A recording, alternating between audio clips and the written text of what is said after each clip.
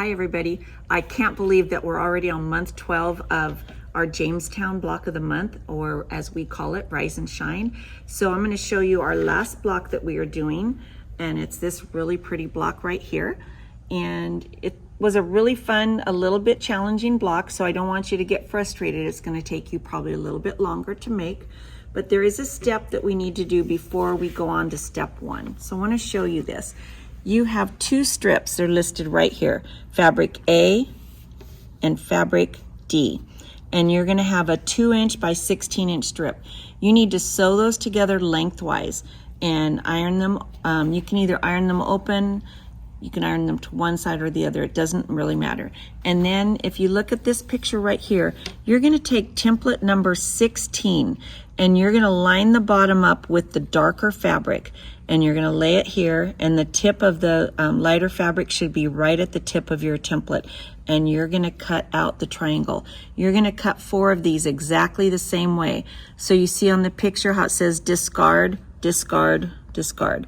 You're only gonna keep the piece that looks like a candy corn right here. These pieces are not gonna be used in the quilt, so they are extra. Okay, so we have our 4 little candy corn pieces right here from triangle 16. And what we're gonna do is take our kite unit and we're gonna sew it either to the left side or the right side. It does not matter which side you sew it to, because you're gonna sew all 4 of them like this. Just make sure you either sew all of them to the left or all of them to the right. And these I iron towards the kite. So then what we're gonna do is we're gonna take 2 kite units and we're gonna put them together like this. So you're gonna have a very odd shaped. So this is another one that I want you to pin. So we are gonna take a pin, and because we don't have like a seam that does a point, we have to guesstimate. So I'm gonna say that's right about where my 1/4 inch is. I go through, make sure I haven't grabbed anything extra. I'm gonna go right here and pin it like that. And this seam is gonna go down this way. So I'm sewing a kite to another candy corn unit. So I'm gonna get this like this. We're gonna pin 2 more pins here. So I do have to tell you guys, I had acrylic nails put on and I'm not used to them, and I'm having a really hard time picking up my pins. I'm not sure it was a really good choice of mine. Okay, we're gonna pin these like this. This one is gonna go like this just until I get close to it. I wanna go right where I had the pin. Okay, so we're gonna sew all the way down this edge. Okay, let me lift this up a second and get that in there. Okay, so again, I'm going over my pins. Don't tell Veronica.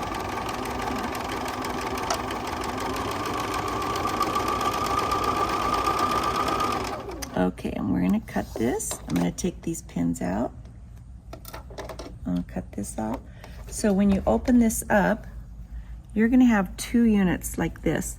So you see how nice that you can get those points right there, but you'll also notice that these aren't exactly even with each other, but when I sew the 2 together, it will. So what we're gonna do is take 2 of these units like this. I have 2, and we're going to put them together like this. So again, you're gonna pin. Now you have a really nice spot. Do you see where the 2 seams meet right there, or the 2 stitchings? Your pin's gonna go through right there. And the same with this side, you can see it, and you're gonna stitch this long thing, long seam. And what you're gonna end up with is this unit right here. It should be 6.5 inches, and you're gonna have a really pretty point in the middle. Now you can make another pinwheel like with this. I want you to see it. So you have 2 main seams that have happened. This is the last seam that we did where I sewed it together. We had the 2 pieces, they went like that. When you open it up, the seams that are opposite, which would be this one and this one, that one's going this way, that one's going this way. So this one and this one have to go the opposites. This seam was up here like this, and I twisted, and I get this really pretty pinwheel.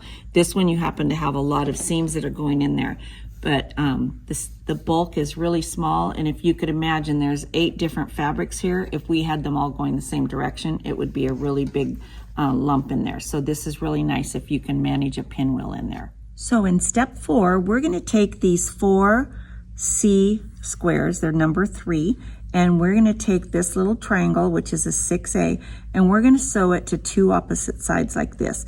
I ironed these towards the triangle. Then what you're going to do is take another one and we're going to sew it to the opposite sides that we haven't done yet. So we're going to lay this like this, and we're just going to sew from here to here. And we're going to do that on both of these sides. So what we're going to end up with is this cute little square like this. It will be 3.5 inches, and if you look around the edges, we should have like a 1/4 inch all the way around where we will sew it to our next unit, and we will make 4 of these. So we're going to work on step 5 and step 6 now. So we're cutting out the same triangle units that we had in the previous block. So you'll notice that I have the blue going this direction and this direction. So if you fold your fabrics together, either wrong sides or right sides, and cut this out, you will get the mirrored pieces. So you're going to cut 4 of each direction of the blue and 4 of each direction of the white. And so you will have 4 units like this, 4 units like this. And what we're going to do is sew those to the unit that we just finished. And so this little square unit, what we're going to do is sew these pieces like this, and it's going to be the white that goes to the center. If you want, you could put the blue to the center. It would be like this, but your white would be totally different, and it's going to make a different square. So as I tell you in class, for those of you who are rebels, you're more than welcome to do it this way to have a different square than everybody else has. But the idea of the designer is to have you have all this white together like this. And so you're going to sew this. It's going to end up 3.5 by 6.5, and you're going to make 4 of these units. So for step 7, we have a couple of different things that we have to do. This unit that we just made, we are going to sew it to the center unit that we have. So you'll notice that we have an angled seam here and an angled seam here, and then we have a point here and a point here. We want to match all of those. So if you'll notice, I'm going to put this on the previous square like this. I am not going to put it with the skinny end of the blue here. It's going to go this way, so the dark ends are matching this. So I'm going to turn it, and I am going to pin this one. So I'm going to go through right here, and I'm going to turn it to the other side to make sure I'm at the point. So see the point right here where the white is? That's where my point is. So then I'm going to go through this right where I think the 1/4 inch seam is, and I'm going to stick it through like that. And again, my pin is going to go straight like this. And then I'm going to angle my pin down. I'm going to pin like a 1/16 of an inch away. Then I'm going to do a second one on this side right here. And then this pin is going to go this way. I know some of you don't do a lot of pinning. This is one of those seams that's a little bit difficult just because you have an angle going. So we're going to go through here again. There's my point right there. It's hard to tell when you have that black dot there, but that's where it is. And then I'm going to go through here. And then we're going to do 2 more pins. And we're going to put those in there. One's going to go right here. This one's going to go right here. And then I'm going to put this one straight because that's where my one point is, because I can't see the 2 seams. And then we're going to sew this. So these 2 pieces are being sewn on opposite sides of the square. So I'm going to go through like this. I'm going to slow down when I get close to this pin. I'm going to let it come out slowly as I sew. I'm going to go over those pins. Then you see right here where I have the 2 stitching, that's where I want my seam to go, is right there where that point is. Okay, and then we're going to go and do this one. And then I'm going to make sure that my corners meet like that. Perfect. It is very exciting getting to the end of this quilt. I'm sure you guys are ready for it to be finished and get your quilt made and put together. So it's going to be really fun when you get that done. Okay, we're going to open this up. When you see how pretty when you do this, so you have, I haven't ironed it yet, but when I iron it, it'll be nice and flat. All of these make a really nice angle like that. This makes an angle. And on this, I did press these seams open. The reason being, if I press them that way, I don't know if you can see it, there's a big lump right here. Same if I press it this way, there's a big lump over here. So this one, it's evened out more in here because this one is open. So I want you to press these seams open like that. Then what you're gonna do is, I've already sewn one on here for you.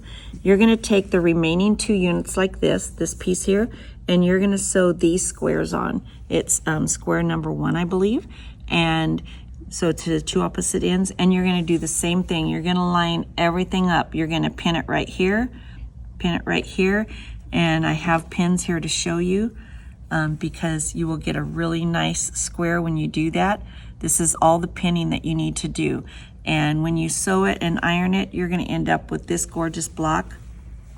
You might even wanna make 20 of them. That's a joke, really.